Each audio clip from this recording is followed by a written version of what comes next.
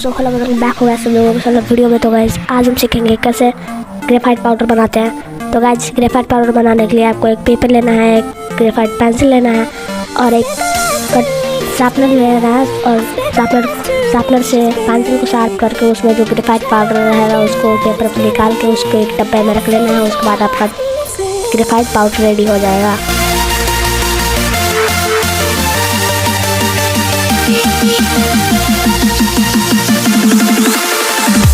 So guys, channel पे ना हो तो do click the subscribe button, also hit the bell icon without to start the video.